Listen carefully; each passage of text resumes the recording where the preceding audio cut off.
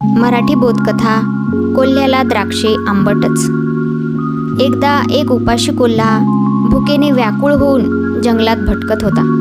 तो दिवसभर जंगलात फिरत होता, पण त्याला काहीही खायला मिळाले नाही। बिचारा जिथे पाणी मिळेल तेथे पाणी पिऊन स्वतःचे पोट भरत होता आणि पुढे जात होता। असाच फिरत फिरत तो कोल्हा द्राक्षांच्या बागेत आला। त्यांनी द्राक्षांच्या वेलीवर भरपूर द्राक्षांचे गुच्छच्या गुच्छच लटकलेले पाहिले। हे पाहून उपाशी कोल्ह्याच्या तोंडाला पाणी सुटले।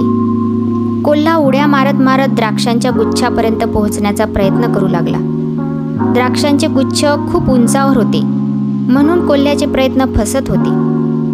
द्राक्षे मिळवण्यासाठी कोल्ह्याने खूप प्रयत्न केला, पण तो द्राक्षांपर्यंत पोहोचू शकला नाही। एकतर कोल्हा भुकेने व्याकुळ झाला होता आणि उड्या मारून मारून त्याचे खूप हाल झाले होते। शेवटी त्याने प्रयत्न सोडून दिला आणि तेथून निघून जाताना स्वतःला समजवण्यासाठीच तो म्हणाला, ही द्राक्षे तर खूपच आंबट आहेत। असली आंबट द्राक्षे कोण खाणार? यावरून आपणास बोध मिळतो की जी गोष्ट आपल्याला मिळाली नाही ती वाईटच होती हे आपण ठरवून मोकळे होतो।